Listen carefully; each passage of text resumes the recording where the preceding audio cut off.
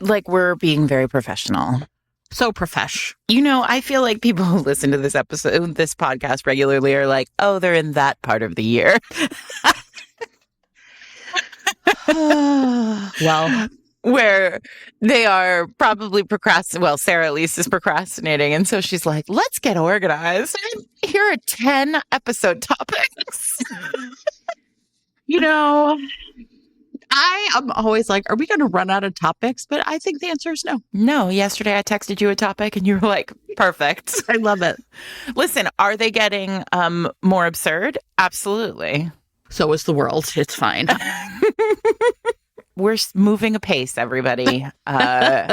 We still have the capacity to talk about romance for at least 1 hour. In fact, it's starting to feel like we have the capacity to talk about romance for longer every week.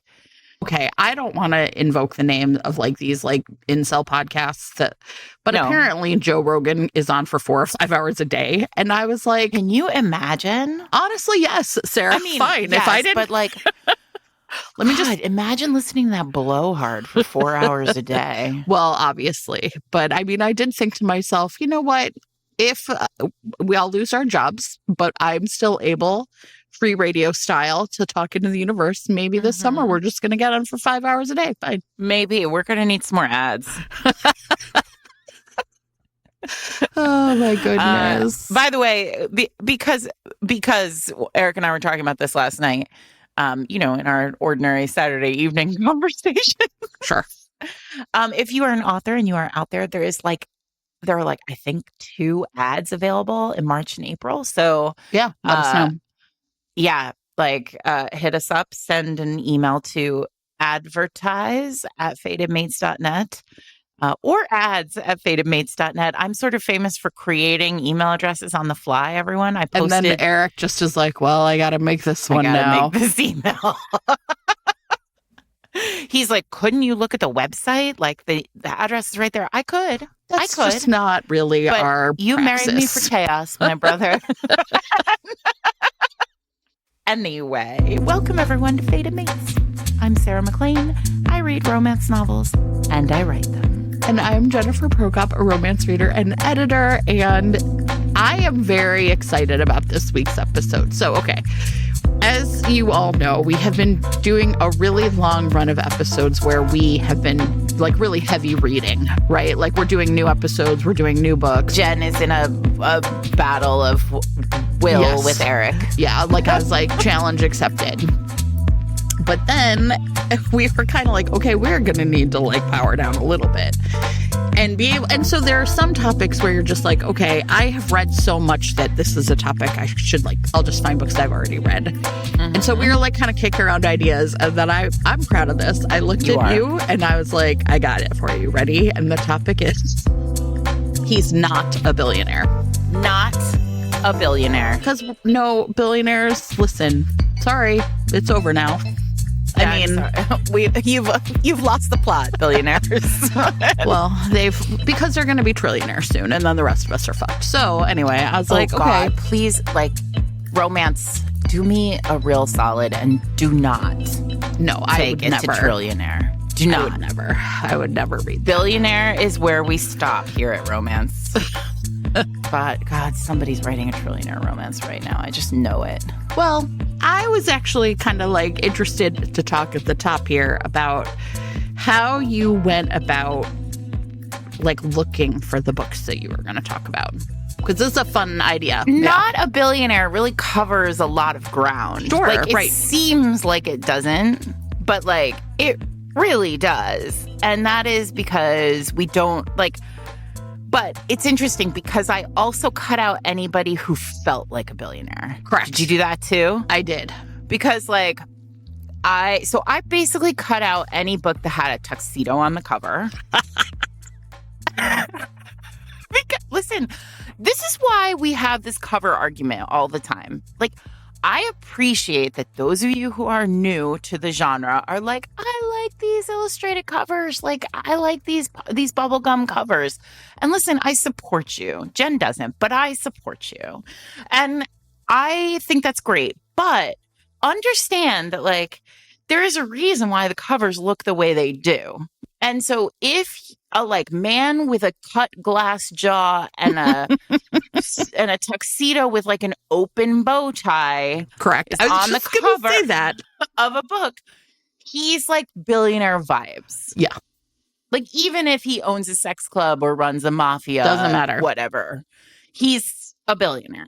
Yeah. So I cut out any of those. Well, and like I think that's like it's the billionaire archetype, right? Which like obviously, if you don't ever want to be a billionaire, just go back in time and read anything before 50 Shades. Largely. I think 50 Shades rich heroes existed before Christian Grey. It's very difficult to find a not rich hero. Like in a prior to that. Right? But like the billionaire archetype, the masters of the universe, it's all fun and games Vampire until 15 kings. years later, he's destroying democracy. That whole business really, I think, was hardwired in a very different way with Christian Grey.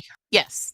And I think that's what you're talking about, like the tuxedo, the like sort of lifestyle porn kind of feeling of it. Because like Bobby Tom was rich, but he was not like that. No, I think any Susan Elizabeth Phillips hero is an acceptable one for this episode. Sure. I also cut out the archetype, right? I cut out all vampire kings. I cut out all dukes. There are no titled people. Aristocrats, right? There are historicals on my list, but no aristocrats. And for example, I cut out like kings of I don't know, like none of my like bare knuckle bastards would make this list, even though some of them are not aristocrats. You know, like there are sort of rules that I just it's more like the decision here was very vibes related.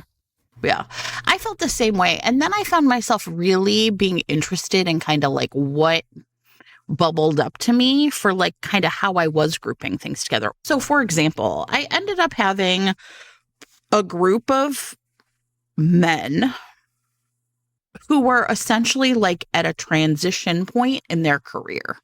Something had happened, and the way that they were previously operating in the world, it was going to have to change. Right. And so sometimes it's a small business owner, or sometimes it's I have a rock star. Right. But like, so and that guy I'll be interested to talk about, but because he has money, but he doesn't live like that. Right. And, he had no interest in fame. He was like the bass player. So I think it's really interesting. So I was kind of interested to see how like you had that group of like sort of guys who are looking to change something about their life. And therefore, but because they weren't like masters of the universe CEOs, they were like walking away from one thing and trying to figure out what was next. And I did not expect that would show up, but I would say, let me look at my list. At least 3 or 4 of my books essentially have that. Then I was also looking for like outliers, like I have like a mountain man, and I have like a college student who is very aware of the wealth of the people surround him, but he doesn't have any. But I would say like a lot of them, 1, 2, 3, 4, like 4 or 5 of them were I'm transitioning careers for whatever reason. So I made a promise on our historical episode that I was going to work on putting historical recommendations into every episode. And so for me, that's where I started. Yeah. Right. I was like, okay, let me think about who in historical sort of routinely moves in this direction, like the kind of he's not a billionaire direction. This is rare. Yeah. Or not. It's not rare, but it is rarer. I think there are people who specialize in it. Yes, that's true. There are people who have like KJ Charles, for example, right? Like, I think largely like you could go to Cat Sebastian and not find, wealth in massive amounts. And so I think like there's that. But also I have some other people who I will talk about. And then when I thought about contemporaries, it was a little bit more like for example, I just finished a book 2 days, like last night and I was like, oh, he's not a billionaire. I'm gonna put that on the list, right? Like a brand new book that I that I enjoyed. And then but also I felt like it's a little bit like going back to basics for me. Like, it was actually not that difficult to pull the like 5 that immediately I knew I wanted to talk about. But interestingly, not all of them. I thought when we kind of came up with the idea that it was going to be like, oh, all the books I pick are going to be like about that in some way, like about class. And basically none of them are. Like, they're just like about Regular people falling in love. I want to talk about America versus too, because I think, obviously, like I said, I sort of looked at historicals and I immediately knew some of the people who I was going to talk about. But then I was like, the person who is like the sort of owner of this is Beverly Jenkins, right? Because class is so intersectional in the United States, right? So wealth, and Bev writes exclusively about people of color. Like, so of course there is none of them are billionaires. Like, right, of course.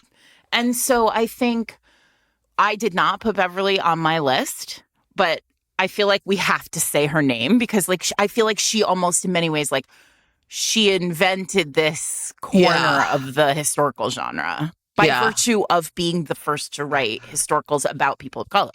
And in the American West, right? In the American West. Yeah, right. So you have Black people in the American West who are like leaving slavery or, intermixing with Native American tribes and like it's their descendants. And so, and it is really interesting because then in some of the books where like there's like in Forbidden, where he's passing, his brother, who is white, is an incredibly wealthy man. Is a billionaire. Right? I mean, essentially is a billionaire, right? Uh-huh. And in but that, I don't but he doesn't have that. He is like kind of sees his brother's money as being essentially something he can like use to like do good in the community, as opposed to something he himself wants. Yes. Right? Yes. And I think also there is, but you said American West, and it's interesting because there are a number of like white authors who wrote historical set in the American West when we were growing up, right? Like, in the 80s and 90s, and those heroes are all like gold prospectors and like they're billionaires, right? Like I would never have chosen a Montgomery or a Taggart for this. Correct. Because I feel like you can't, if you want to have the academic conversation about like what it means to be not a billionaire in romance, like you can't do it without Bev. So I found myself thinking a lot about something like you say all the time, which is like in a romance, all heroes must be kings. They have to be kings. Because it's not that money makes you a king. And sometimes I think that's like a shortcut. And people are like, I'm just going to say that, and then therefore we'll buy into the fact that like money and power go together.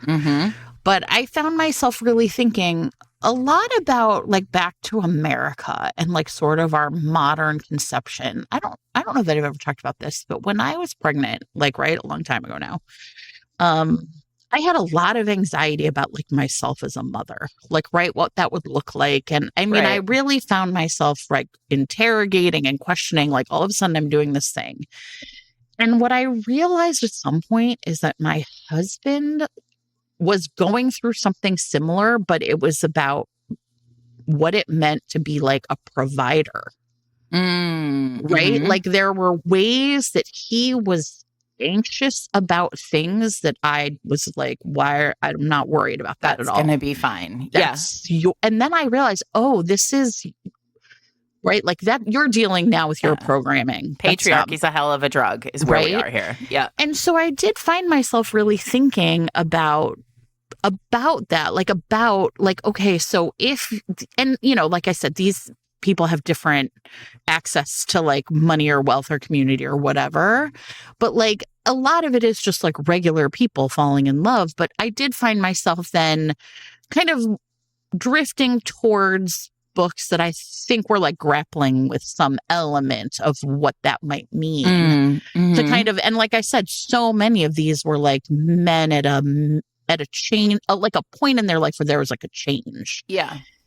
And I found myself thinking, like, what are they grappling with? Like, what the future looks like? What does success look like for them? And also, though, that I found myself thinking the reason they are like available to find a partner or a new lover at this point in time is because of that change. Yeah. Like, it creates some sort of like vulnerability. Yeah.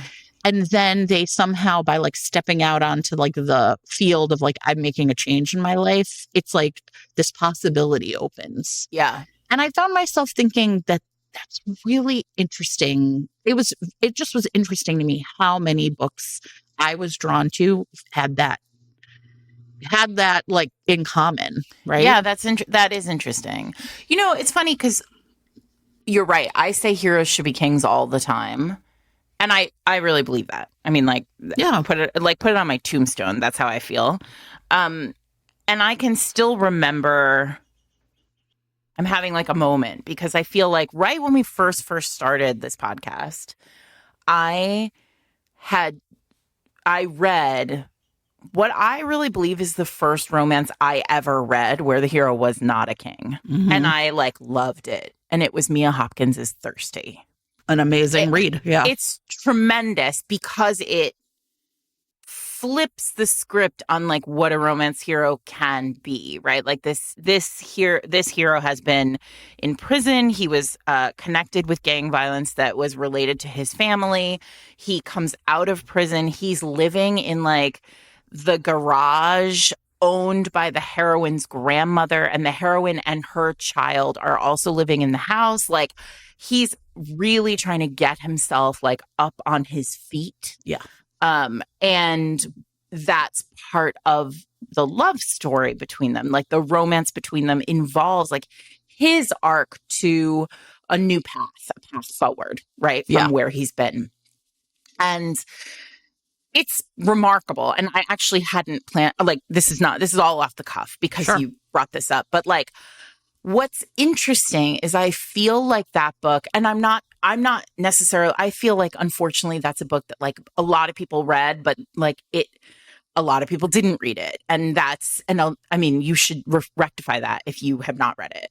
But what's interesting is that I feel like now, post-pandemic, we are seeing many, many more heroes in contemporaries who are not kings. Yeah. And I think that's a really interesting thing that's like, you know, maybe part of what we're talking about with this like kind of post-feminist hero thing. Yeah. That like, if they don't have to grapple, like you said, with like patriarchy, expectations, power, like what, right. Any of those kind of like sticky things that exist in social construct, then maybe they're not kings, right? I didn't pick any of those. Me neither. No, this is me just like having a thought. If it was sort of one of these like kind of cardboard cutout, you know, listen, he owns a bakery. Or not even that, just like he understands that she's perfect and great and wonderful. He's not a point of view character in the romance. He's right, like, or he doesn't have any work to do. He doesn't have an arc, maybe, is actually what I want to say, right? Do you feel like pick them? Yeah. I'm sort of thinking like, and I didn't think about this before, but I wonder if we actually did end up picking books where like the hero's arc is like significant. Right. Well, I think that's what I was drawn to, right? Like, so the hero's arc is like, he's a regular person, but with like a really clearly defined arc, right? I mean, so it's like, because the truth is a lot of billionaires also don't have an arc, right? Like, they're just there to be rich and, I don't know, order people around.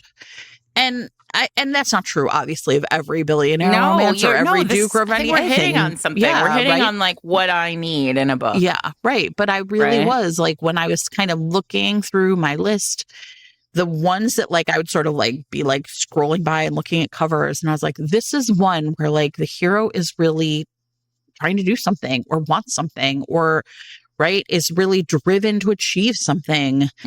But that thing is not really about making more money. Right. And if it is, about a business thing, it's still because of something else. Self-actualization in some sort of way, right? Yeah, it's interesting because I also didn't pick anything where there was like a quest for generational wealth or a quest for like a. No. I didn't pick anything where like you could inherit $1 million if. Correct. These are decent, ordinary kings. Yes. Listen, and if you're out there looking for a man, everybody, like you should be aiming for a decent, ordinary king. I don't ever am like, my husband's a romance hero because he brought me a cup of coffee. No, come on now. I don't really do that. Be serious, everyone. I know, but you know what? But I've seen that, and I'm sure you have too. Yeah. I mean, and I'm happy that you're happy, everyone. But like, come on, stop setting the bar so low. This week's episode of Fated Mates is brought to you by Piper Rain, author of Mr. Heartbreaker. Jen, 1,000,000 trillion years ago, our heroine Hailey made a deal with her brother. And it was very simple and a very easy deal to make. She shouldn't have done it, though, clearly. Don't date my teammates. I play hockey. And she was like, ew, gross. I never will. And that was that.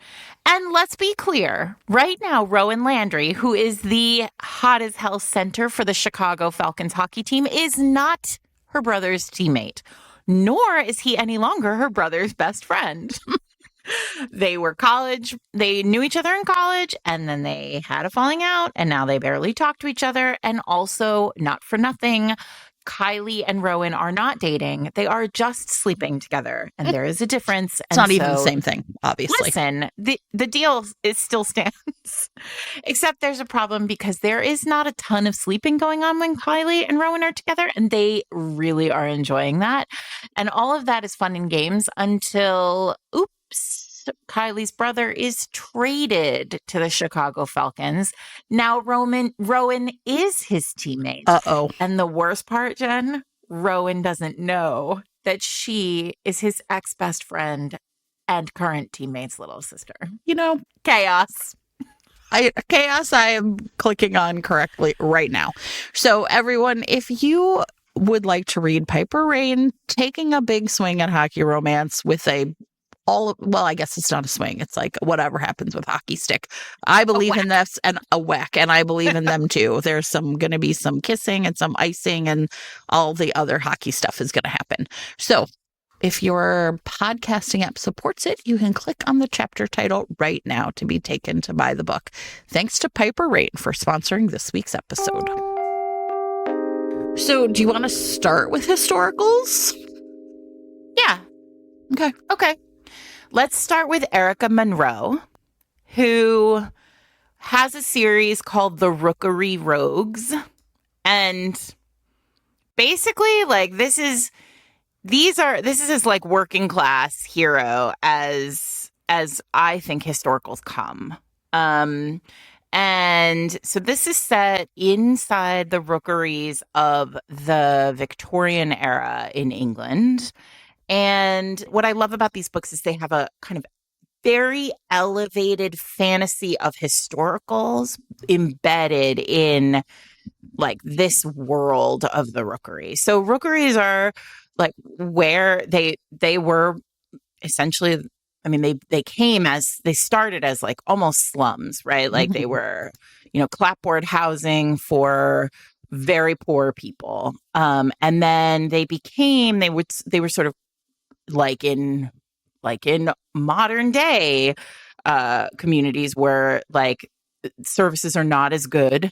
They began to be like run by criminals and crime lords who would build essentially a gang to like protect their turf. And if you lived within it, you might be brought under the protection of these people. So she's written this series. The Rookery Rogues is really interesting because like every one of these, most of these characters are born and raised within the kind of world, the universe of the Rookery. They never leave this world. And so this one, Stealing the Rogue's Heart, which is the fourth in the series, though I think you can read it out of order. Like it's just like every other historical series. Right. Mina Mason is the heroine, and Mina is the daughter of one of these gang members. Her brother is gang lords. So like he's a crime lord. He basically like runs one of these like rookery gangs. And there is a rival gang where she likes but when she's like in that turf, she's like constantly protected by everybody in the turf. Like no one will talk to her, no one will speak to her honestly, no one will touch her. Like she just has like no freedom whatsoever. She feels very like locked in. So once a week, she takes herself to like the rival gang's turf. And like, listen, I think this is a good book to start with, because I think this is going to underscore what we mean by not a billionaire. Because if Sarah McLean were writing this book, she would this woman would take herself to the rival gang's turf and then like fall for the crime lord in the rival gang, right? Like that's the logical kind of basic way this would work. But what Erica does here is really interesting, because she takes herself once a week to a bar, a tavern in this other rookery, or in this on the turf of this other group. The Chapman Street Thieves like kind of run this turf. Mm-hmm. And the tavern bartender, Charlie, takes care of her every week, right? And they've like grown this like friendship. And when we meet her inside this tavern, begins, boom, right in the right place. She's inside this tavern. Her bodyguard is like at a distance, because she does travel with a bodyguard, but like he's like chatting up some lady in the corner, and she's at the bar and like she's like having a lovely time. It has this very like almost Proposition feel of like that bar scene in The Proposition where like she feels like she can be herself, right? And like there's Charlie serving. And it's clear that like she has a little thing for Charlie, but like Charlie would never, because like he knows who she is, right? And like he's tied up in this like other gang. And then he gets distracted, and a man comes over who's drunk, and like we know how this plays out, and he sort of like grabs her and and she's like, I'm Mina Mason. I'm a Mason, which in her world would mean something, but here means something completely different, right? And he's like, well, fuck you. Fuck your brother. Ooh. Fuck your rival gang. Like in fact, you've just made me more interested in attacking you. And he's sort of like, she runs, he chases her, and then, of course, Charlie comes to her aid. Of course. And in this moment, he punches this guy out. Like, he fights for her. He's like, and then suddenly he's betrayed the gang that protects him and his world and his job and for her. And they've now gotten themselves to a place where like they're both out of country. And it's really great. Like Erica knows how to write a book. Like it runs it runs like in a perfect historical kind of like action way where like it becomes the two of them against the world, which I feel often is a cornerstone of He's Not a Billionaire. Like a true He's Not a Billionaire becomes like it's us against the world. Right. It's such a fun series. It's such a fun book. And I don't think I've talked about Erica Monroe very much on the podcast. Yeah. So like historical readers, there you go. There's a new name for you. I'm going to talk about, I think, a book a lot of people probably have heard of, which is by Alice Coldbreath, which is A Substitute Wife for the Prize Fighter. Oh, that's the one. Yeah, that's the one. Listen, I loved it. It's the second book in a series. I read it I read it. It was fine. I didn't read it in order. And in this book, we have Lizzie, who thinks her cousin's fiance, Benedict, who is this like boxer. She thinks he's bad news. I guess he has been in jail, if I remember correctly. He's out, like they're going to get married. And what happens is there's essentially Lizzie sees the like reverend doing stealing money, doing something really like fucked up. And she tells her family. She's like, I saw the Reverend doing bad thing. And they don't believe her.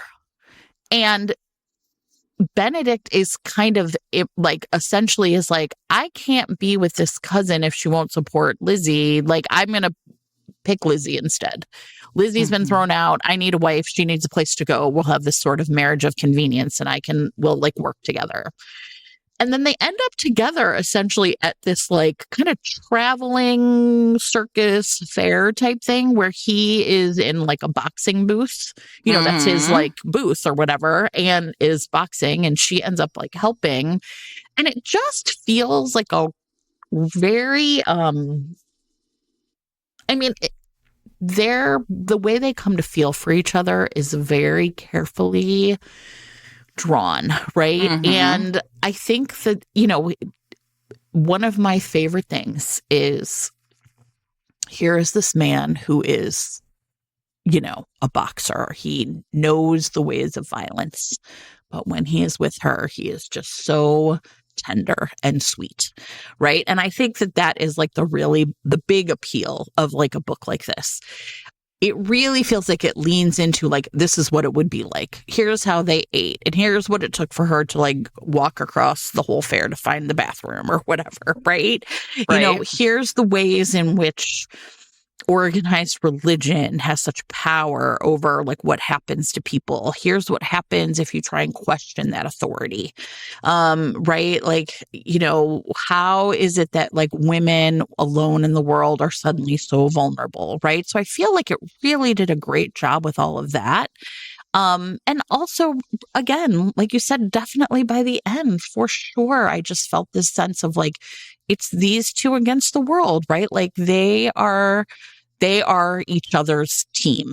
And it's terrific. And so this is part of her prize fighter series, the Victorian prize fighters. And I really, really enjoyed this one. So that's a substitute wife for the prize fighter. Nice. That's a good one. I had that on my like, maybe this book. I want to talk about a novella too. Because I always think novellas are, we've talked about this before, but like I think novellas often can like really do a thing in that it's so difficult to do them well. And when they are done well, they can really do a very particular kind of thing. I want to talk about In the Morning Sun by Lena Hart, which is a novella set in post-Civil War. It's like 1868. And Madeline, the heroine, it's Madeline and James, and Madeline has she was in, I think, Philadelphia, and then she gets attacked in Philadelphia, and she sort of like runs from the attack, and she goes to Nebraska where she is hired as a school teacher in a community, in a Black school where she is teaching freed men to read with an eye toward voting in the election of 1868. This was originally part of a collection, an anthology called Daughters of a Nation that came out, I want to say like maybe in 2016, like right around when, you know, everything old is new again, you guys. So, yes. So she is in Nebraska, and we're told, listen, the classic setup of a very short novella, and this is a very tightly written novella, is that you really can't have two people who don't know each other. Like it has to be two people who know each other because there just isn't enough space, right? So these two do know each other. It's a second chance, and they knew each other. They were in love, and Jimmy, the hero, is able to, he is Canadian. He came from Canada to fight he was living in Philadelphia from Canada. And then like the moment the war started, he was like, I'm going to sign up. I'm going to go help. And he has Indigenous blood in Canada, and his like great grandmother in Canada was Black. And so he is passing in the United, or at least like looks as though he is white. And so he joins the war, and then they separate. And she's like, what if you die? And he's like, I'm not going to die. I'm going to come find you. romantic, right? Stay alive, Sure. I'll find you. And then he does. He comes to Nebraska, and there's this like great moment where he gets there and he's looking. I mean, there's this very real sense that he's looking for her, but he's like also been through war in this country that has betrayed him like over and over again.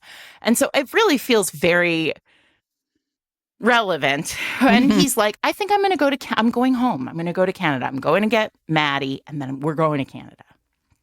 And he goes to find her, and there's this, and then he can't find her. And he like, Jen, it's so perfect. He like feels her. He's like on a street. Oh, I love it. And like the air shifts. And he's like, she's here. She's close. Yeah. I love it.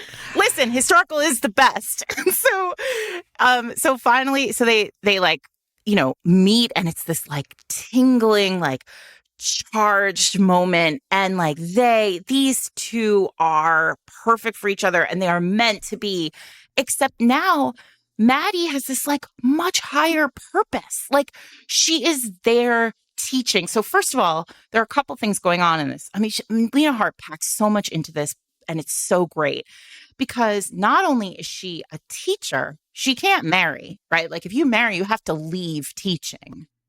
Right. More importantly, there are anti-miscegenation laws in Nebraska. So she can't marry a white man either, right? So there is this real sense of like, how will this all work? Because she's doing this really important, like key work.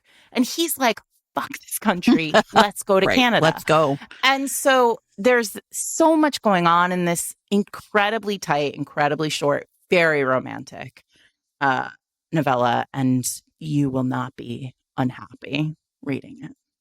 So that is Lena Hart's In the Morning Sun. And I learned this week, and just downloaded the rest of them, but there are 2 others in this series. This week's episode of Fated Mates is sponsored by Charlotte Stein, author of My Big Fat Fake Marriage. The audiobook is narrated by Imogen Wild. So everyone, this, of course, Charlotte Stein, we love her here at Fated Mates. She writes a great rom-com. And in this one, we have Connie, who has really, everybody had a lot of bad luck with men. She's very suspicious of them. And there's no men more suspicious to her than the ones that seem like nice guys. So she has her eye on her, very adorable, bow-tied and suspender-loving neighbor named Beck. And her friend at work has essentially, like, he works there at the publishing house with her friend, and he, has an apartment next door. And the thing that she's most suspicious about is that she has never met his wife. And she, kind of walks in one day, and he appears to have a murder wall. And so she freaks out. And the thing you have to understand is the audiobook of this is so great because Imogen Wild is a British woman with a very nice, crisp British, delivery of, these, really overly dramatic pronouncements from Connie. And it turns out that Beck has essentially told everyone he's married, but he's not. But he has an upcoming work event where he has to produce this wife. And so Connie essentially, in that way, in a rom-com way, ends up agreeing to go to this work event and pretend to be his wife. And of course, what are they going to find, Sarah, but only one bed? Perfect. Charlotte knows the job. I know what they're going to find because Charlotte knows what I want them to find. It is so cute. And I loved the narration because, like I said, I just didn't realize, give me a British woman, giving me that nice, all those crisp vowels and all that nice diction. Other diction too. And anyway, it was a delight and you will love listening to it. Well, if you also like nice dictions, then you will really enjoy My Big Fat Fake Marriage. You can pre-order it right now in ebook, print, or audiobook. Charlotte Stein and Imogen Wild know how to deliver. And if you hang around after the episode for a special Fated Mates listener treat, you can hear the first few chapters of My Big Fat Fake Marriage. And in special podcasting apps, you can click on the chapter title right now to be taken to a sweepstakes where 5 lucky Fated Mates listeners will receive a free copy of My Big Fat Fake Marriage in audio. Thanks to Charlotte Stein and to Imogen Wild for sponsoring this week's episode. I don't have another historical, so if you I do. I have KJ Charles. Because, I already mentioned KJ Charles, and I sort of feel like I have mentioned KJ Charles on a few. Adriana talked about her. I often talk about A Seditious Affair, which is about like a printmaker and a guy from the Home Office. Annual Diamonds was one of our best of the year back in whenever year that was. So we're avowed KJ fans. does not care about a billionaire. Like even when she puts an aristocrat on the table, she's like, but really, he's not like an aristocrat. He's not like other billionaires. Yeah.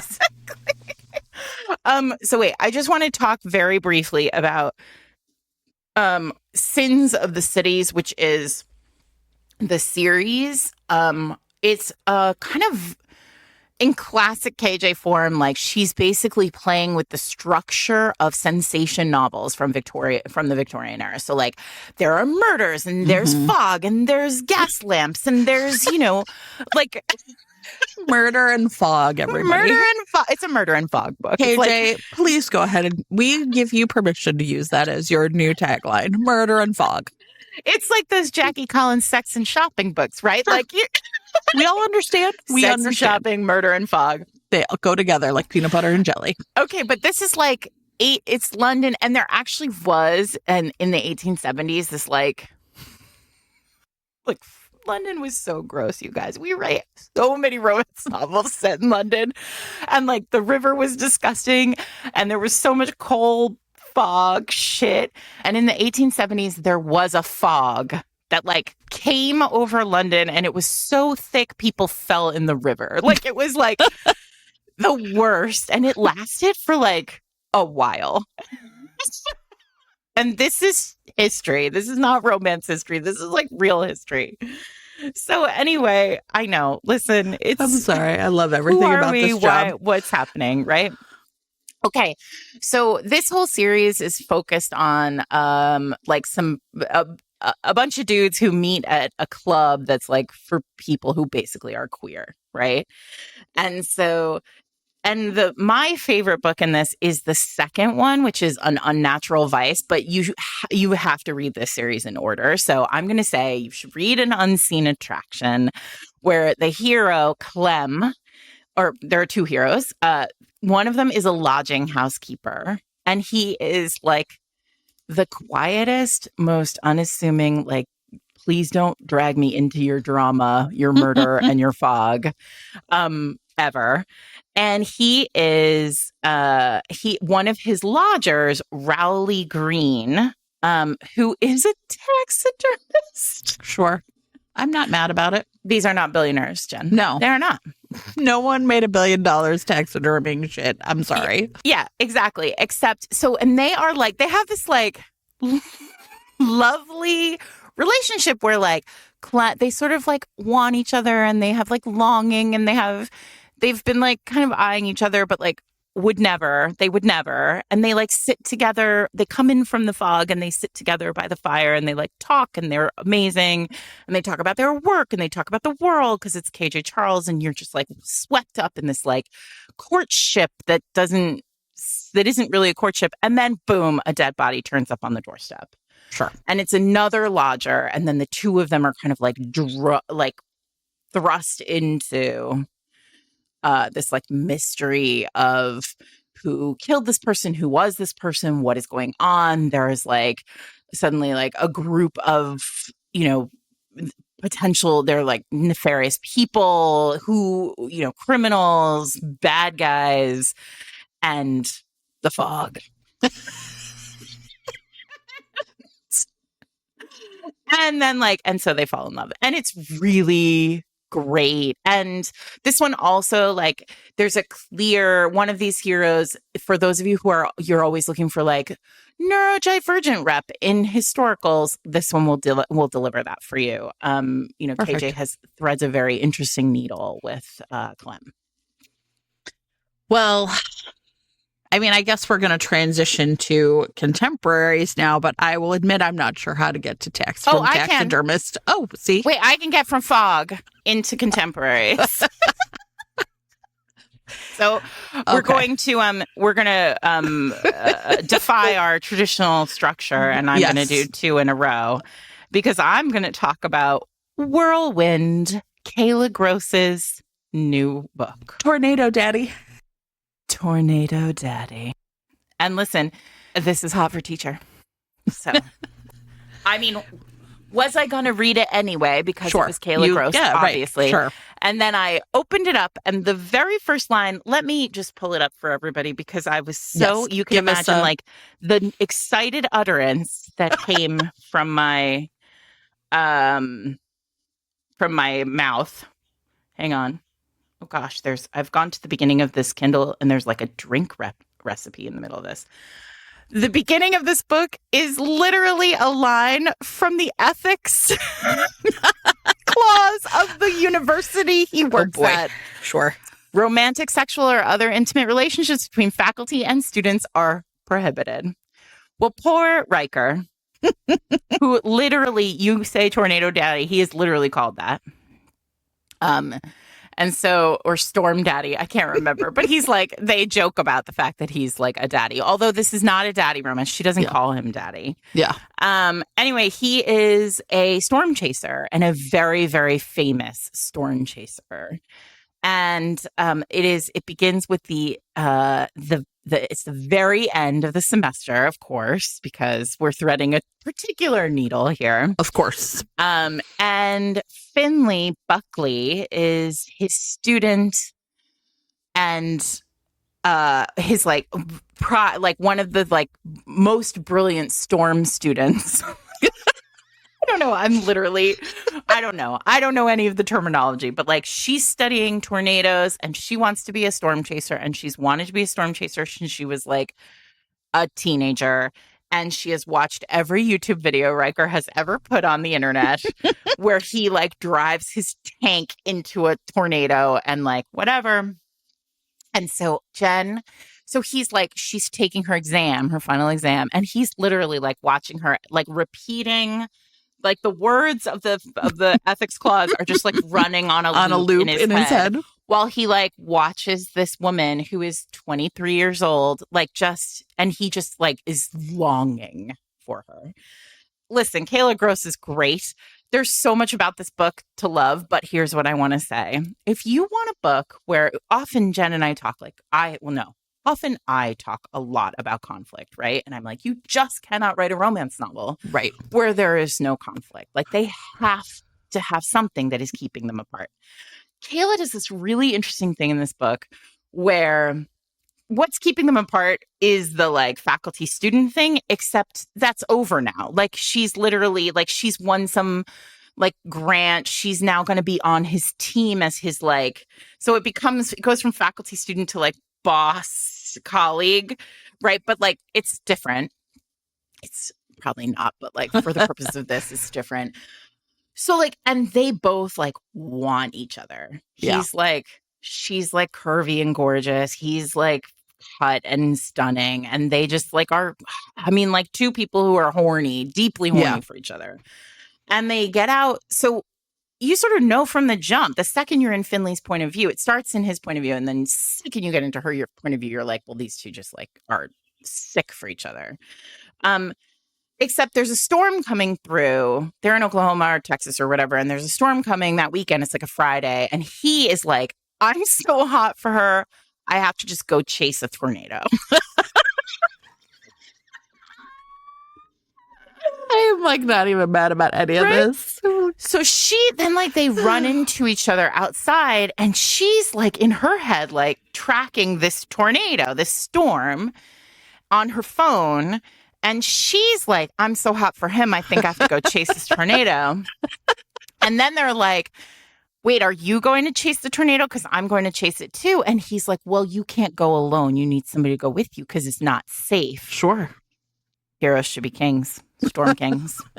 So I'm sorry. I'm like, romance is so wait, great, Jen, everybody. I'm going to spoil the first chapter of this book because like it's so good. So our first couple chapters. And then like there's a whole book after, so you won't mind. So then they go to like chase this tornado, and you're like, does the tornado tear their clothes off? Oh my God. No, that would be amazing. But let me tell you what does happen. Okay. So they're chasing so he's like, how are you going to go? And she's like, well, here's my like Toyota RAV4. I was going to go in this. And he's like, okay, that sounds fine. And he's like, well, in his head, he's like, I kind of want to drive, but like, I want to respect her. Sure. It's like, you drive. So she drives and they drive out into like the fucking flatlands of wherever. I don't know. I would never do this myself. It doesn't seem safe. And they're driving into the storm. And then this like fucking massive tornado forms and it's coming dead on for them. Right. And then it's chasing them. And he's like, you have to turn around. Like, we have to try and outrun it. And like within seconds, they're like, we can't outrun this. Like, we're going to die together in this fucking RAV4 in this tornado before we ever Sorry, fuck. I'm laughing. Yeah. Right. So he's like, wait. So that she's like, we're going to die. She's like, and it's very like, we're going to die. And I'm like, what the fuck is going to happen? What are they going to die? Because she writes herself into like a really curious thing here because like he can't be wrong. He can't be the Storm King and also be wrong. And so I'm like, what's going to happen? So he's like, turn right at this stop sign. Like there's a lot of chaos. And then he's like, there's a ditch. We have to get out of the car and go lay in that ditch. Jen, they jump in this ditch. She jumps down. He gets on top of her. Yes. Yes, Sarah. Yes. They fuck in this ditch while there's a tornado. Yes, Sarah. Episode over, everybody. Not a billionaire. Absolutely a fucking king. I found it. I'm so happy right now. Okay. Kayla Gross is like, why did I just get 4,000 downloads? You're welcome. Because we love you. Okay. So. And then it goes on from there, everyone. That's like chapter 1. Romance is unmatched.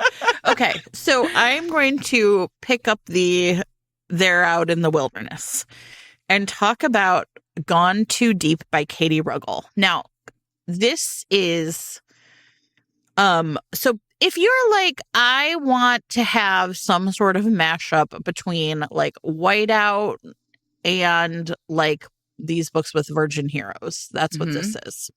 I do feel like my friend Elsa told me about this, really did a bait and switch on me by not mentioning the Virgin Hero. Because when I got to that point, I was like, oh, God. But I think some of you will enjoy it, even if. So in this book, Ellie Price lives in Chicago. And this is like romantic suspense. She gets this phone call from her father who has struggled with mental illness and like paranoid schizophrenia. And she hears from him very intermittently, but he calls and essentially tells her he's like on the run and he's going to go to their grandfather's cabin. And he's really sorry that he has been such a terrible father to her. And it's a really heartbreaking, it's a really emotional scene. And she is kind of like, this is my father. I have to try and help him. And she doesn't think he is accurately reporting what is going on, that he's in danger. But he has given her enough clues about his location that she flies to Colorado, drives her like little, gets a rental car and drives to, I think it's Simpson, Colorado, maybe. Anyway, some small, tiny town. And when she gets there, now I will say she steps out of the car and she like literally like falls immediately on her ass because she doesn't have appropriate, like she doesn't have a winter coat. And she doesn't have the right boots. And I was like, okay, this is a Chicagoan. Like, yeah, we do, in fact, have winter weather here quite a bit. I'm sure you've heard. So anyway, but she slides across this thing and this like very gruff mountain of a man, like literally like picks her up like she's a little doll and carries her to where she's going. Perfect. And the entire town is in the like coffee shop, like watching this. And they're like, did George actually talk to you? And she was like, what's going on? Right. So she kind of befriends the barista and kind of describes what she's, I'm trying to look for my father. And this woman knows her father's name is Baxter. She's like, oh, Baxter, we haven't seen him in a while. And she sort of like puts together that he is actually they can only drive so far, and then she has to hike for a couple of days to get to this cabin where she thinks her father is. But she's not going to make it on her own. She's a city girl and she needs help. And the only two options are this like real scumbag who like tries to break into her hotel room and George. Right. So George, of course, agrees to take her. And meanwhile, George is the most taciturn romance hero I have ever met. Like he would put Duke and that one Tessa Bailey book I like worked up so much to shame. Like this man barely talks. And I was like, you know what? I enjoy this about you. So I will also tell you there was quite a bit of hiking in this book. I was like, why am I reading? I was literally like, Elsa, what the fuck? I don't quite a bit of hiking. like I don't like to hike, and as it turns out, I don't also enjoy to read about hiking. But there are killers on their trail. And so that's like sort of the romantic suspense part. Like she kind of figures out like, hey, maybe my father is actually not imagining this. So she and George are like hiking and making their way and, you know, having to sleep in these tiny sleeping bags and, you know, all this business. And, you know, he's like takes such good care of her. Right. I mean, you know, and she's not like an idiot or anything. Like she's like, you know, walking and keeping up with him in terms of the hiking and stuff. But, you know, she's getting blisters and her feet are too cold. And so at one point she's sort of like, and you don't get his point of view for a really long time. And then she kisses him. And he's kind of like, what happened? And then we go to his point of view. And that's when you realize that he's never been kissed. He's like Drew Barrymore in a 90s rom-com. Only it's romantic suspense in the Colorado wilderness. So anyway, it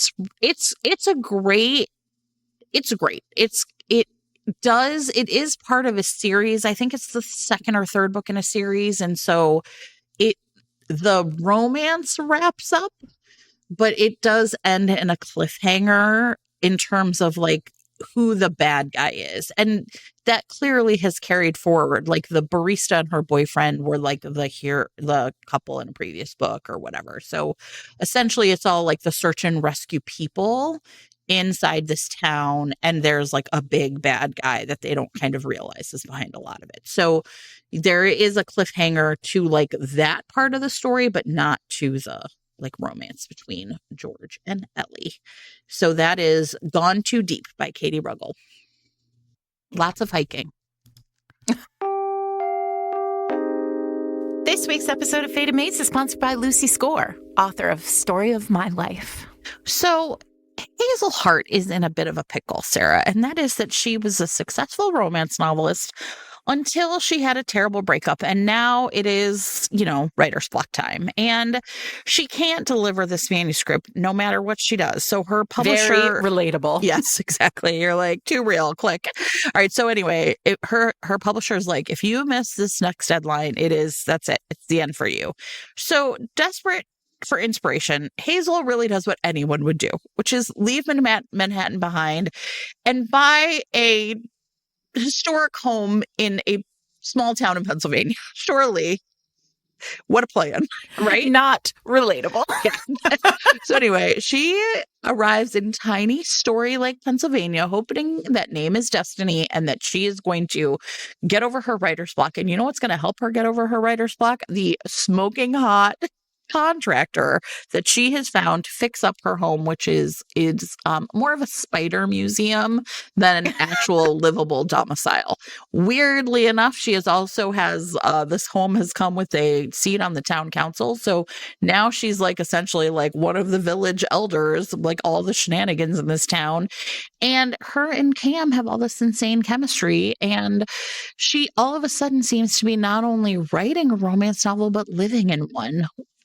What is going to go wrong? You know something, and it has to do with Cam and his feelings. What can I tell you? Men and their feelings. If you really love a home renovation romance or a fake dating romance or a small town romance novel romance, then this one is for you. Lucy does not miss. This book is available March 11th. You can pre-order it right now in print, ebook, or audiobook. And if your podcasting app supports it, smash that chapter title right now and be taken to buy the book. thanks to Lucy Score for sponsoring this week's episode.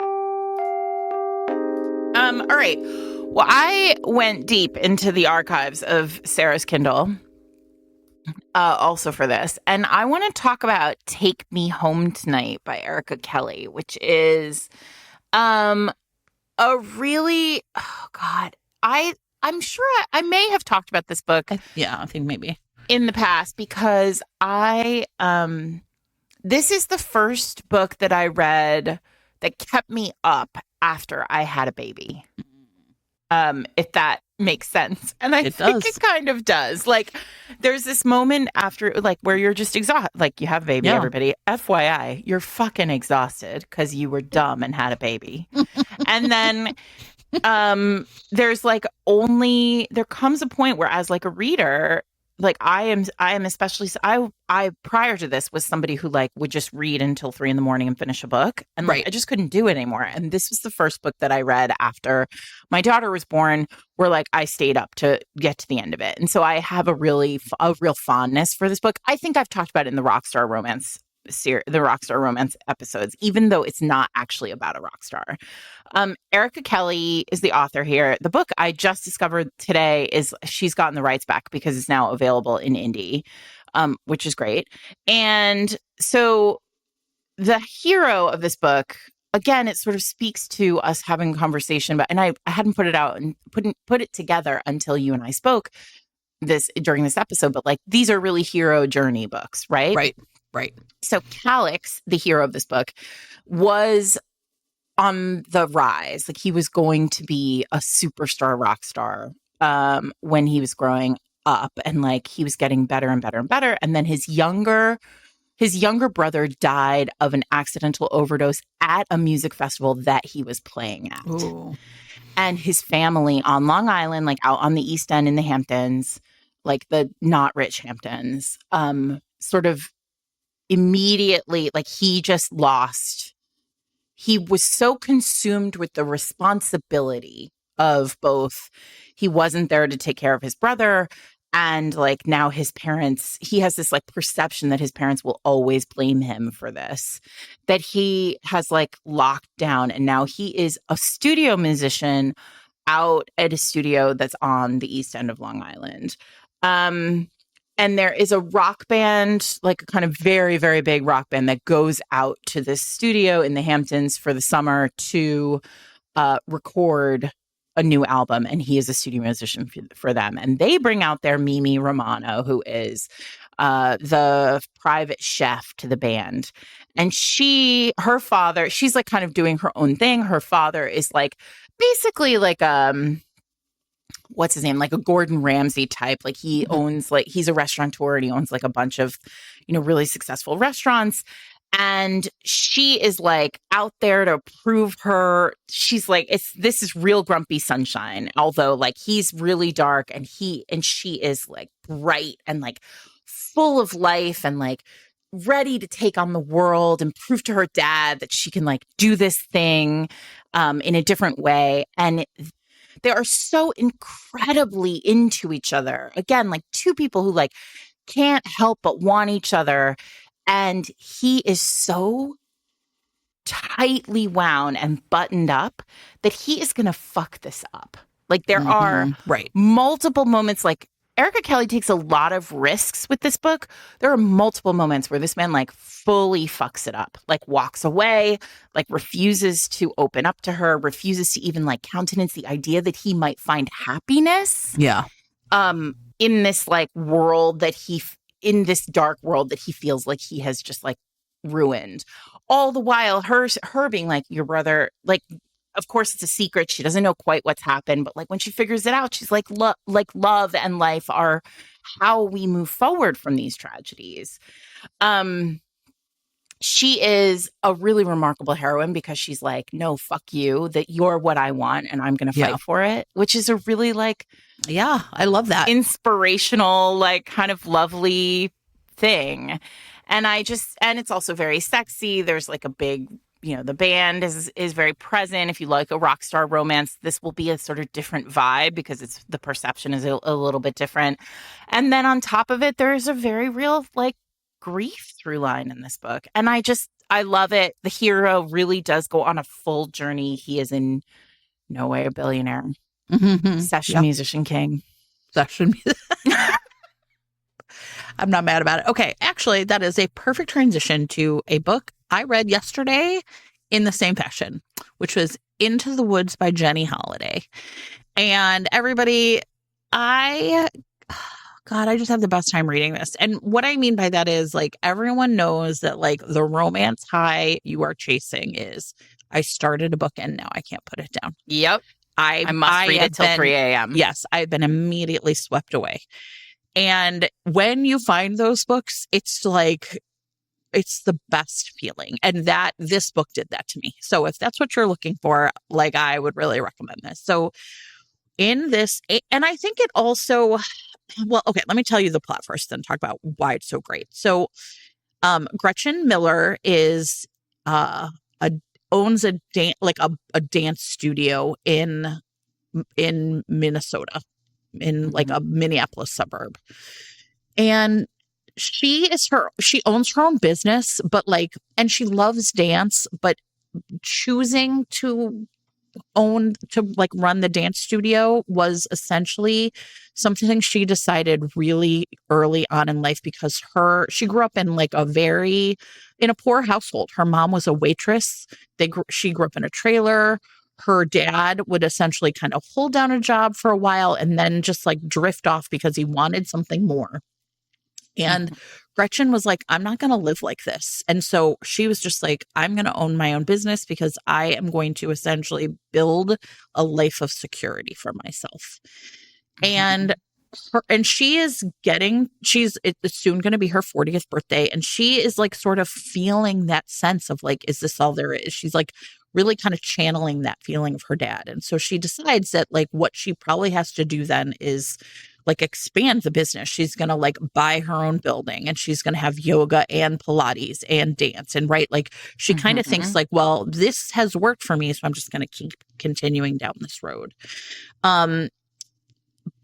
But she gets this like really interesting, and she has also decided to like leave dating behind. Like she's just like, I'm so tired of these crappy Tinder dates of putting up with men. And I'm going to just like have one last hurrah and just be done with this business as well. 40 is going to be a whole new me. The hero is Teddy Knight, and he has been in a popular,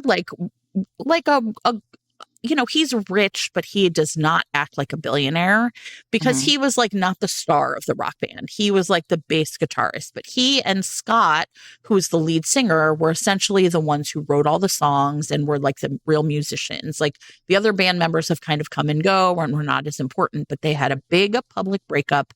Teddy like lost his like shit and like broke a TV and acted like a rock star. And so he essentially gets this kind of offer to go like essentially work as an artist in residence at a camp that he assumes is like kind of like band camp for adults and doesn't really pay attention. He just needs an exit strategy. And it ends up being like a camp for kids. Like for high school kids. And Gretchen has also essentially taken a last minute job there just to like sort of give herself like a break. Like I'm going to go do this thing for a month and then I'll come back and like close on the building. And then like that will be my life. And the thing that I thought was really extraordinary about this book, among a lot of things, is the thing that they end up bonding over is that Teddy also came from a very financially insecure childhood. And these are not things he has really ever grappled with. Both of them, it was just like, I'm going to get out of this scenario and I'm never going to look back. But it has left these like real scars for both of them. And so Teddy is kind of determined to like write his own album.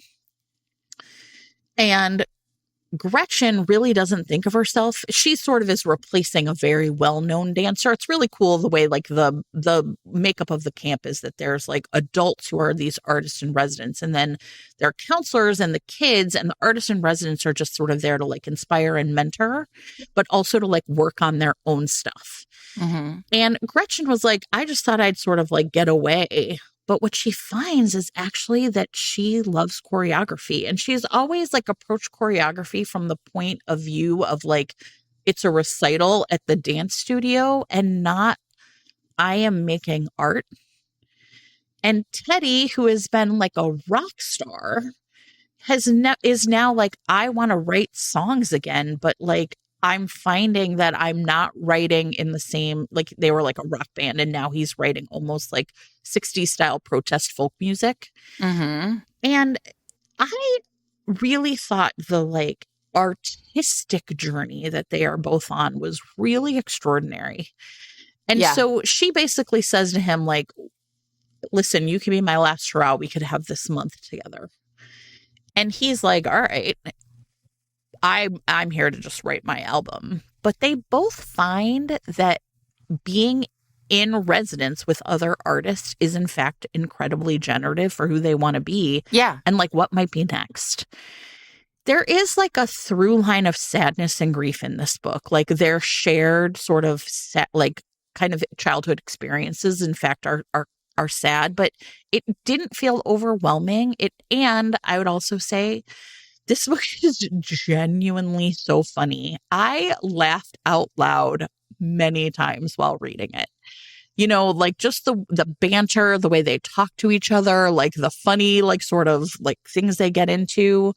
I truly loved this book, and I just found it to be there's a way, like one of the things that like Gretchen and the dance girls, because they're all young women, end up like sort of choreographing a whole thing about like feminism. And Gretchen herself is like really like, why did I let all these men treat me this way for all these years? Mm-hmm. I just thought it was spectacular. I thought it was like really a truly great example of like, this is what romance can do. It can really look around at like where we are now and say, look, the way forward is going to be in making art. The way forward is going to be in community. And it is not about making money, right? Like Gretchen has to learn that, right? And I think for Teddy, I know I've talked about Gretchen a lot. His journey towards really like facing what he and his sister went through at the hands of their mother, Mm-hmm. and his determination to like figure out what he wants to be in the music world now that he's not like Scott's writing partner and a member of this band anymore. We're just really, I don't know. I think this book is terrific. I love Jenny Holiday, but I felt like this is like watching Jenny Holiday level up. It really impressed me. It's a great I'm book. putting it on my list right now. Yeah, I loved sounds it. great. So that's Into the Woods. I want to just name check two people who we have talked about a lot in the past on the series, on the podcast. I want to just say, if you love a working class hero, like a gets dirty, wears jeans kind of hero, then Brill Harper is for you. Oh, yeah. Her books are like very one-handed reads, everyone, but it's like drilled and I don't know, what are they all? Dug. Like, Plumbed, piped. I don't know. Sure. Whatever it is. But those will give you a lot of joy. And then London Hale, who we did a whole episode on, but actually the first thing I thought about when I was like, okay, because at one point I thought to myself, I thought, oh, maybe instead of like if billionaire is the job, which it kind of is in romance, like no one ever knows what any of these men do, right? Sure. Then I was like, what are the jobs? And I know we're never going to do a vicar romance or like any of that episode. So like, I was like, what about vicars? And like Julianne Long has a vicar. Like there are some like men of the cloth, right? not like priests, like people who are allowed to marry, right? And London Hale has a terrific a terrific pastor romance called Sinful Temptation. And the premise is that it's like 70 pages long, everybody. You're gonna have a great time. The premise is that the heroine inherits a Christian bookstore / tea shop, and she's like, from her grandmother, and she's like, well, this is not for me, like deeply not for Harper, right? And she closes it and reopens it as a sex toy shop. called Sin, and it is literally next door to the church in town. And so the congregation of this church is like up in arms, and the pastor comes over to like meet her, and they meet. Yeah. And I it's love it. very sexy, and he's like a wicked dirty talker, and like, you know, that's just, it's terrific. And then ultimately like super duper sex positive, and he ends up like basically doing what Jen loves, which is like just basically telling off his family in her defense. But the family is the entire congregation, and it's pretty great. So I just want to say both of those names because I think you can't do Blue Collar without those ladies. Correct. Okay. I actually have several more. So do you want me to? Yeah, no, I have more too. So, but I just wanted to a pause for London Hale. This week's episode of Fated Mates is sponsored by 1001 Dark Nights, Riches and Romance, a billionaire romance collection. For those of you who are like, this episode, it doesn't really slap for me. I need a corrective, right? 1001 Dark Nights to the rescue. Of course, as always. So everybody, the thing that's really fun about these 1001 Dark Nights anthologies is what they have in common is like a trope, right? So in this case, we have a billionaire romance collection with 4 really great titles from authors you know and love. So it includes The Mastermind by Dylan Allen, Hunky Heartbreaker by Kendall Ryan, Charmed by Lexi Blake, and Daring Her Love by Melissa Foster.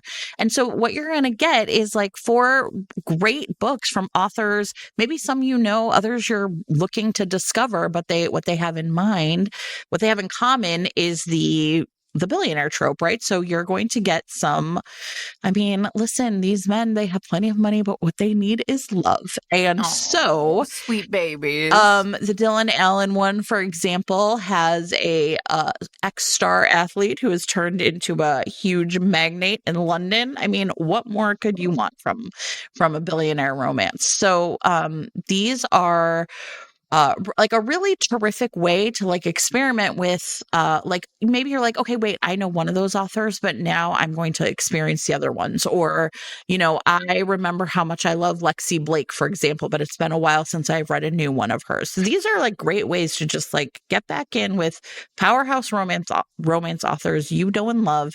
And 1001 Dark Nights, those books always slap. They don't miss. Right? They don't miss. They don't miss. So if you are interested in trying this billionaire romance novella set, you can do that right now in ebook, or if your podcasting app supports it, you can click on the chapter title and go immediately to buy that ebook. Thanks, as always, to 1001 Dark Nights for sponsoring this week's episode. Okay, I'm going to talk about Pardon My Frenchie by Farrah Roshan. Which is, I think Farrah does sometimes write like more like kind of the King vibe, right? Like he's the NFL quarterback and things like that. But in this one, Thaddeus Sims has left the army and has moved back home, I think it might be New Orleans. And he has a dream, essentially, that what he wants to do is like sort of take his money and like he's going to open a bar for like, that's kind of the whole idea is like the clientele he wants to aim for is veterans, right? So he wants to essentially create a third space, but like for veterans. But the problem is that he has inherited his beloved aunt or grandmother is in an assisted living facility, and she cannot take care of her dog anymore. So he like ends up with this dog, Puddin'. And he is just like, no. And this to me, I was like me. And you know, his grandmother's still alive, so he can't just like get rid of the dog, which is, you know, it's not that you should do that, anybody. But like, it's not, you know, she's still alive. She wants to know the dog's in good hands. But the dog has spent all this time at a doggy daycare called Barkingham Palace. And Barkingham Palace is owned by Ashanti. And she is like in some of these books, she is the real entrepreneur. She is like ready to turn Barkingham Palace into like a the chain, and she has Yeah. all these really big plans for how she's gonna like make that happen. When her dog, I can't remember that dog's name, and Puddin essentially, Duchess. Duchess and Pudding have like a literal like a Lady in the Tramp moment, but because Buckingham Palace has like, like doggy cams so people can watch their dogs while they're at work or whatever, like this moment goes viral. And now Thaddeus, who's like basically like, I don't even want the dog to go to doggy daycare anymore because of why am I wasting money on this when I have to save every penny for this bar I want to open? And so they are like kind of swept up into this like media frenzy, and they end up going to like New York together for like, I don't know, like like the Today Show or something, like as a human interest story. And they're like sort of finally like give in to this insane attraction they have for each other. So Farrah writes a really fun book. And I think that this is one that's just like super heartwarming, right? Like there is a lot of, like Thaddeus is sort of like, there's family secrets and that they're both kind of struggling with. And so when it comes time for them to like essentially like commit to each other, like be a family together, they're both like really, I don't know, like there's something the other one has that they can really provide. But for Thaddeus, it's again that like, he's leaving the army behind, a place where he was successful and had rules and knew how to follow them, right? And now everything is chaos. And he is like, I didn't sign up for this life. And so watching him try to navigate and sort of like become less rigid over time is the real like sort of journey of this book, because Ashanti is like, I know who I am and what I want and who like, and that people should value me. And Thaddeus really comes off as a total prick at the beginning of the book to her, but is on his journey to like sort of realizing like, I'm not in the army anymore. Right. Yeah. So anyway, if you like I love Farrah's writing. I've never read a Farrah Rashan book I haven't enjoyed. And this one is really fun. So that's Pardon My Frenchie.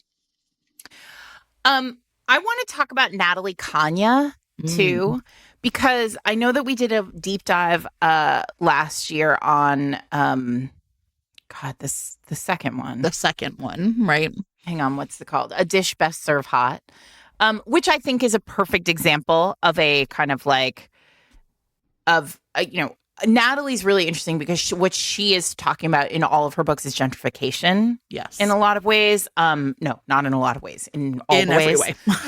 And so the first one, so this series was really interesting because like the first one is a really classic like heroine. The heroine is like a scrappy chef and trying to like make a go of it in the Chicago food world. And the hero is like just about to achieve like greatness in whiskey. So like that doesn't, I was like, which Natalie will I talk about? And then I was like, oh no, that one doesn't work because he's like billionaire. Like if you're achieving the greatness in your field, field, then you're a billionaire.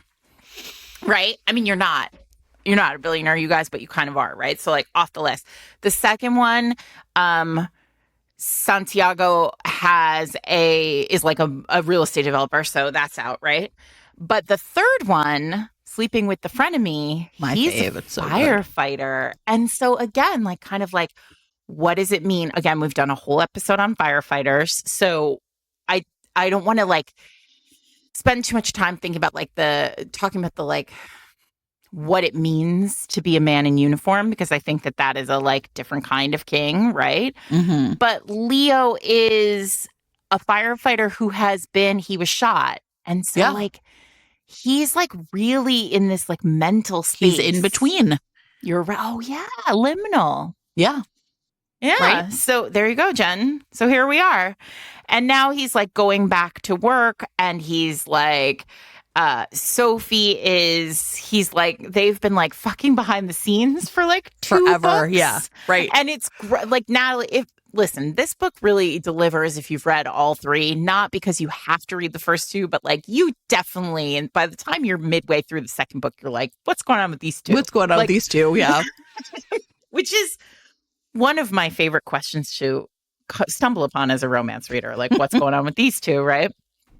So, and she basically is like, this guy has always been, other stuff has always been important to him. Like, it's always been his job or it's always been his family. Like, she's not an asshole. Like, obviously she knows his family is important, but like, she's just sort of aware of like, she has never been first because they have been hiding this from her best friend / his sister.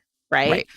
But then on top of it, like now we're in this place where like, because they've been hiding this, like it feels to Leo as though this like place where he is a, like all the questions that are consuming him are things that like now he can be honest with Sophie in a way he can't be honest with everybody else. Right. And it's really powerful. And so I think, I love that one. I think Natalie's terrific. I think she's really doing something interesting in romance. And I don't want to, I know, did you put this on the best of the year list? I did. Oh, so now everybody's heard about it twice, but now they've heard about it. But that's okay. I mean, it's like great to hear about it from another context. Yeah. The two of us, each of us now. But again, I just think like that's such a good, I think he is a really great example of like, a hero who is at sea and finds and love sort of really threading, like pulling him through to a better place and a better self, which is what I want for these men. Right. Yeah, absolutely. Like I want all romance, basically everybody, I just want all romances to be about men like having to do better. Yeah. Right. Yeah. Well, and so, okay, so I'm kind of now firmly in the, like, they're in midlife. I have a couple left, and one isn't like this, but I have two more that are kind of this, like, you know, midlife crisis, not crisis, but like midlife change, right? So the next one I want to talk about is Common Ground by Melanie Green.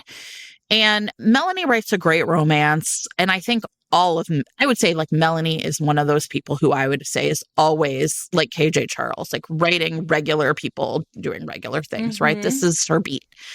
And in this one, Gregory Forrest, again, is, I think, leaving the military. And he has going to return to the Texas town he grew up in. And essentially, he has this idea for opening up almost like a ropes course, like adventure, you know, there'll be zip lining kind of thing.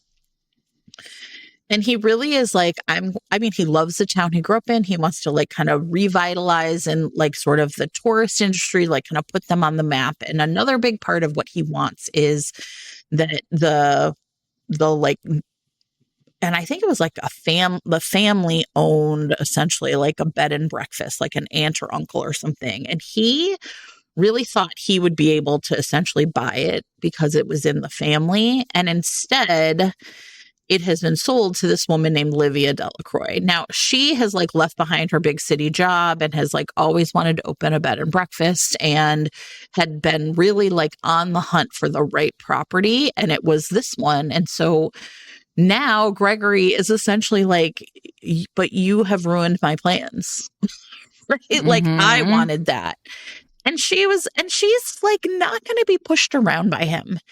And very much in a way like Teddy, I think that like one of the things that I find is true in these books is that they start off so difficult, these men, that things are not going exactly the way they want. And often they perceive, in this case, he perceives Livia to be standing in his way, where she sees instead that they have an opportunity to like work together, right? Like essentially like, well, I can send people from my bed and breakfast to your, you know, thing, and you can send people who are coming into your thing to my bed and breakfast. And like, why are we at odds when instead we could be working together? And so, you know, but he's, and, you know, he's the insider, she's the outsider, she's, you know what I mean? And it should be that like she's the fish out of water, but there's ways in which I think she can like sort of see the town for what it is, where he has this like chip on his shoulder for the way he was treated. And I really think that that is also like a really interesting small town romance thing, which is like coming home isn't always easy. Yep. Right. And I think that that is a big part of Gregory's like journey, is like, what does it mean to come home and have found success somewhere else, but everybody still remembers you as like this knuckleheaded kid, or however you were as a teenager, or the mistakes you made, and even your own family isn't quite supporting you. And I think that it's really a fascinating romance because you're really watching him lower his guard and admit, like, you know what, I didn't actually want to run a bed and breakfast. What I mean, like, you know, like, actually, Livia, you are great at this. And you're right. Like, we can work together. So it's there's like some bickering about like a landline and like the border between their two properties and all this stuff. But it's terrific. And I just think it's like a really great look at like a successful man who is looking to transition to something new, but like isn't that great at being new at something. Right? Yeah. Yeah. So that's Common Ground by Melanie Green. This week's episode of Fated Mates is brought to you by Megan Frampton, author of The Devil's Charm. Megan's books are always so like sparkling and delightful, and this is no different. So here we are. We have Lucien, the youngest son of a duke, and Diantha, who is like the perfect girl, the perfect daughter of an earl. And the thing is that when you're a youngest son of a duke, you get to be a spare, which means you're just very good at seducing women and gambling and being a general great in clothes scoundrel about town, looking great in clothes, exactly. And Lucien and Diantha end up at a friend's wedding, and they share this like intense, passionate kiss that kind of rebuilds their brains in a lot of ways. And they are certain, though, that they will never see each other again because this can't possibly work, Jen, as their fathers are mortal enemies. Uh-oh. Because 1,000,000 trillion years ago, they were in business together and some shit went down.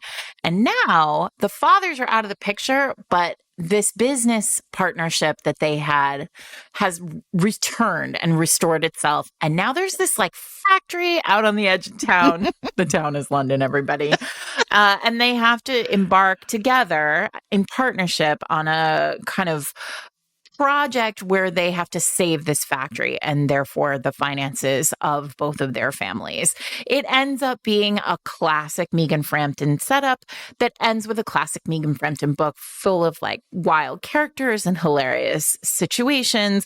And of course, lots and lots of smooching and other things while these two dummies figure out how to be in love. Well, I believe in them. I do. So if you would like to check out The Devil's Charm, the first in her new series, Heirs and Spares, then it is available in ebook, paperback, and audiobook. If you click on the chapter title right now, you can be taken to buy the book. Thanks to Megan Frampton for sponsoring this week's episode. So I have 3 books that are paranormal adjacent, that because I was like, what does it look like? Because I was like, well, all Vampire Kings are out, right? Right. So like one of the questions I always, whenever we come up with a topic like this, I'm like, well, what does it look like outside of normal people, right? Like, what does that look like in paranormal? And my instinct, obviously, because we're Fated Mates, is always like, is there somebody in Cressley? Like, has Cressley written this? And so I think like your guy, what's his name? Oh, yeah, Malcolm. Malcolm. The Demon. Demon in the Dark. No, yeah, Demon in the Dark, yeah. Like, is that right? Feels right, but feels right. Anyway, so like you go back and learn about that. We did a whole series on those. But so that's of interest to me. So first of all, while I talk, I'm putting that question to you, Jen. I'm testing you. Like, what does it look like when they're not? But I have 2 others that I think I'm not. One I will talk about more than the other. The other one is Morning Glory Milking Farm, which is really interesting because, like, obviously it feels like everybody and their mother has read this book, but like, talk about a hero who like really truly is not a billionaire. Like, he has a job and then he has a second job at the milking farm. And like, he's just like a very normal, ordinary person who well, not person. He's an ordinary minotaur who, who like has an ex-wife and like goes to the coffee shop. Like he's just a very like ordinary man. And like part of what I found to be very joyful about that book is that it's like a real classic small town setup where everybody feels very ordinary despite the fact that they are deeply out of the ordinary. So I would say like that's a good example of like how but I also think like this is something that's going on, or I don't know what monster romance looks like in 2025, honestly, because it's not really my thing. But like when monster romance rose up in 2019, I think like we were seeing like orcs and like other characters who like felt very not billionaires. Right. Yeah. And it was the first time, and it felt like there was a real separation between paranormal and monster, because monster felt like ordinary. Right. Regular. And paranormal felt like, well, these people have lived for 10,000 years and like have like immense riches and power and wealth. But like that was stripped away in like what rose up in the last like 5 to 7 years in monster romance. So I just want to say that. And then I want to talk about a book that I read a million years ago, and I feel like I really loved it, and then like never talked about it. That is Lauren Sattersby's Rock and Soul, which is a and the hero one of the heroes is a bellboy at a hotel. Oh, interesting. And he like has, again, a sort of like very mid-life. Like he just like lives his life and he has this job, and then he's delivered a room service tray to go to a rock star's there's like a rock star staying in the hotel, and he gets up there and discovers that the rock star has died. And there's this like moment in this where he's like, oh fuck, like this just makes everything worse. Like now I just like, I have this like very deeply ordinary life, and now like it's just terrible because people want to interview me and like learn about, and they want to hear all the salacious details. And then he discovers that the rock star who died is now haunting him because he has like this task that he has to complete. And he's basically like, you're the only person who I can interact with. Like, I need you to get me to California. And like, but he still has like the full experience of rock stardom. Like he died at the height of his like egocentricity. And so it starts with, it's like a very enemies to lovers, like ghost human romance, right? Where like now they're on a road trip from the East Coast to California. And like as they go, the rock star sort of discovers that talk about somebody again, liminal, right? Like he has no power anymore. Like he can't use his fame, he can't use his skills, he can't like, so now like he's lost his billions. And now he's like down here in the muck with like this ordinary person in this like shitty car driving, Right. And so I think this is really like, this is one of those books. It's like very charming. The setup is very weird. It's cute and you'll all love it. But also like it does this really interesting thing where like when you take a billionaire down a notch, and also he's a ghost. So that's why I thought about it. Because I was like, what about that ghost book? Like, yeah, I love it. Amazing. But I do think like this is the question of what does this look like in paranormal? Especially because like part of the promise of paranormal is, they're going to be a king. Sure. So I guess I would say maybe the last one I want to talk about, although I feel like I should just mention that really terrific Losing Sight by Tati Richardson, which just came out, which is the hero is an optometrist and his wife has died. And she was the one who like kind of ran the business, was the office manager. And he was so devastated and heartbroken. This is the one where she has magic glasses, yes, right? And yeah, exactly. And like sort of his journey to kind of like, who am I, is not just who am I now that I'm really struggling in my business, but like my wife is gone. I have to refine myself.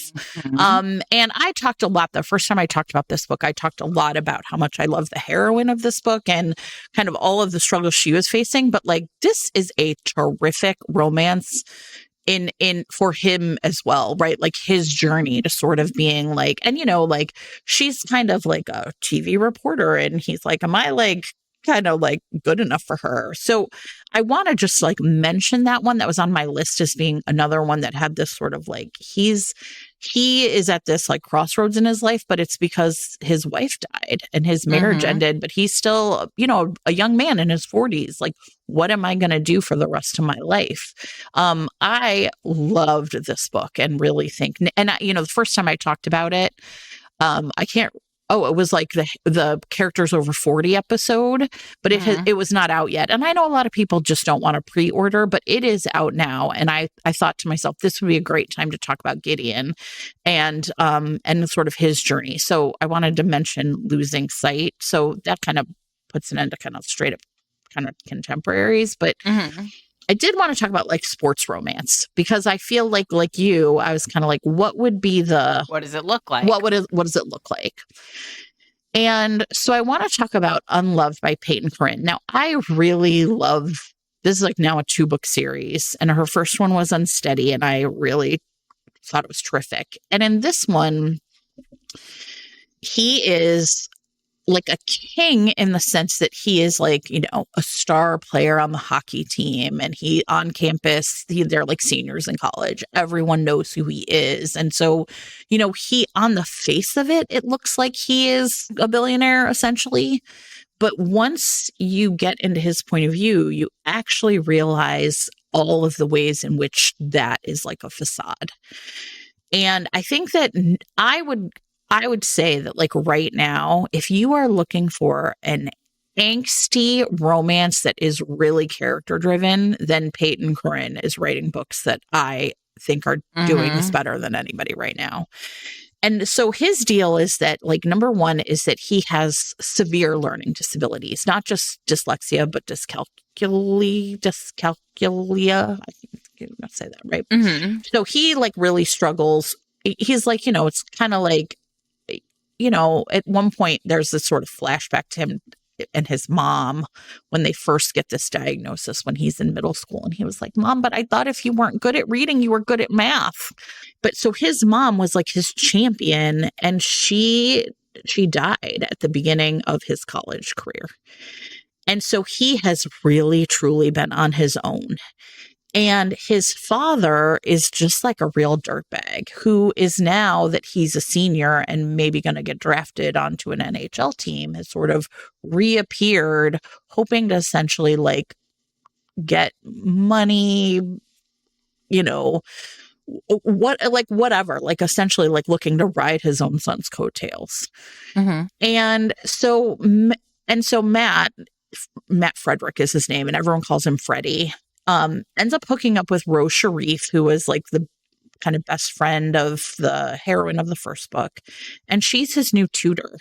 And he has been assigned a group of tutor every year. He qualifies for like, this tutoring support, but like instead these people like made fun of him or didn't help him. And she is like the only person who really truly like is like,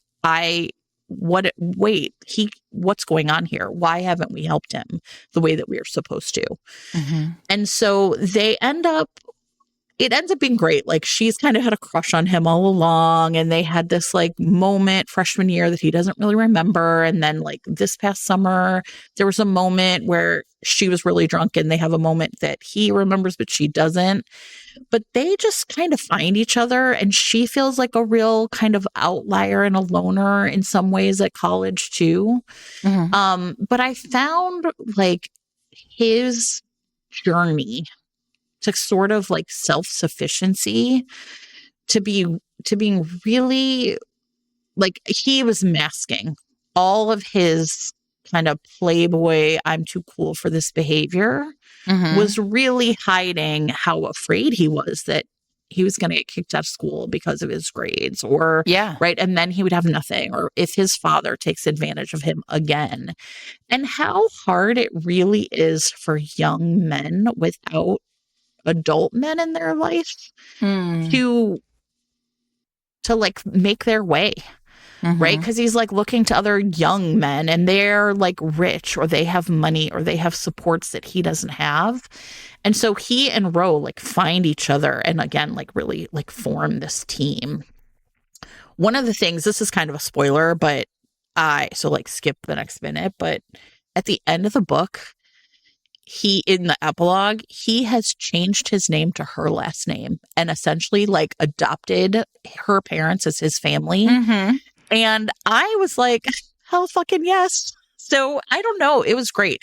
I loved it. So that's Unloved by Peyton Corinne.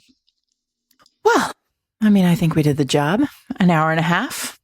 I think this was really fun, because I think it was funny how many books I was like, oh, what about that? And then I was like, no, not that one. And I was like, there was no good reason in a lot of ways, but like ultimately having this conversation, the vibes, crystallized what I was really looking for here. Everyone, if you are in Florida this weekend, March 1st, then I will be in Fort Myers at the Southwest Florida Reading Festival with Julie Soto and Allie Hazelwood on Saturday. So please join us there. Because we'll be talking about romance, and bring your kids, because there's like a whole kids section at this reading festival, and you can hear YA and middle grade authors talk. It's going to be a really fun time. And hopefully the weather will be good. And what else? What else is going on, Jen? Well, I don't know. March will be here, and that's a good thing. Okay. I don't know. I don't really have much to say. I'm just trying to. Jen has 2 weeks off in March, and she's just aiming. She's aiming for that. This coming weekend, Sarah will be in Florida talking about books and enjoying the weather, and I'll be in my basement writing grade reports and feeling sorry for myself. Yes, so it's fine. Will. Yes, you will. But you're coming here. I am going there in March. Yeah, I was like, you know what? We should like just get somebody to let us open their bookstore and in the evening, and and just have a hang. Yeah. Like, I'm going to be right around the corner from the Strand. Can't we call them? Can't we just be like, Jen and Sarah will be here? Jen and Sarah are coming. Well, I mean, they'll be like, who? Excuse me, we're the Strand. We're the Strand. And I'm like, yeah, but we're fated mates. Yeah. So listen, I don't know. Maybe sit tight, New York. Maybe we'll have a drink somewhere and you can come and hang. Anyway, if you have a Not A Billionaire hero that you want to recommend to us, please let us know. You can do that at fatedmates.net. In show notes, you can leave us a comment. By the way, fatedmates.net is where you can find all of the books, every single one that we talked about in this episode. Just click on show notes. You can see everything that is there. And Jen does that every week, and it's comprehensive, and people seem to enjoy it. And you can also find us on Blue Sky at Fated Mates. You can find us on Threads at Fated Mates Pod, and you can find us on Instagram at Fated Mates Pod. Jen is also very active on Blue Sky, so you can just hang out with her there. And if you want to hang out with everybody who listens to this podcast, you can always join the Patreon and get access to the Discord, where several thousand people hang out and talk about romance all month long, all week long, all day long. You can do that by joining us at fatedmates.net/Patreon. And that not only gets you access to the Discord, but it also gets you access to one extra episode a month where Jen and I just like banter. Sure. It's literally called Banter Plus. This week, don't forget to hang out and get a sneak peek at the audiobook of My Big Fat Fake Marriage by Charlotte Stein. Thanks to Macmillan Audio for that.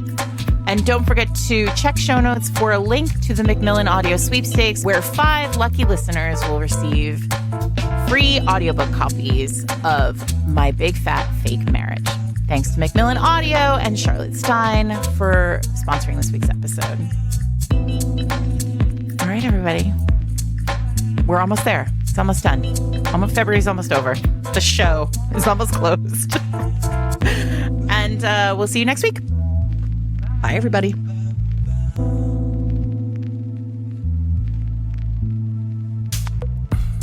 I try to be okay with living across the hall from the seemingly nicest man to ever live. But the problem is, the nicest man to ever live makes being okay with that very, very hard. And not just because he accosts me every morning in the elevator with a, "Well, hey there, neighbor," or keeps trying to give me really elaborate pies for some unfathomable reason, or constantly wears bow ties so big and bright I half expect them to suddenly squirt water in my face. No. Mostly it's this one simple fact. Niceness this intense is always a scam. Or at least it's always been a scam in my experience. I mean, take the last decent-seeming guy I went on a date with. He did nothing but talk about himself, then insist I have a salad instead of the steak I ordered, before finally trying to strong-arm me into accepting that he pay for dinner. Then, when I didn't invite him in, he brought out an itemized list of all the great things he'd done and furiously read it aloud to me at the door.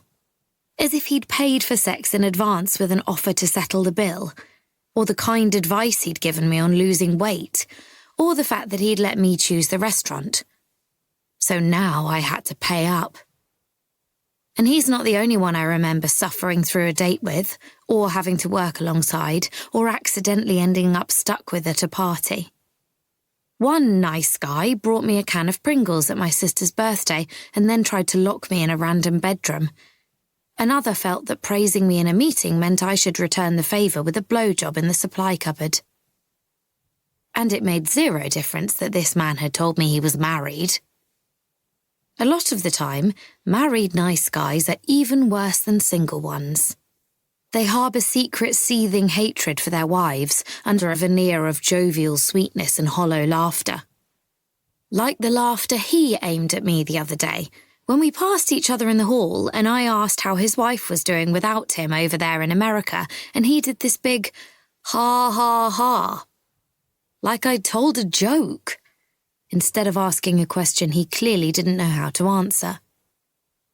I swear it felt like he was 3 seconds away from telling me he had abandoned her so he could be free to screw me, even though I never said I wanted to screw him. So I think it's understandable that I'm nervous.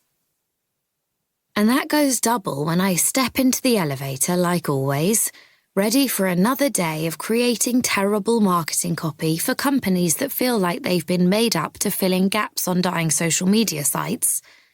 And the nicest man alive seems just a little bit different from normal. He says, "Hey there, neighbour," as the elevator doors seal us in, just like usual. But neighbour sounds different somehow.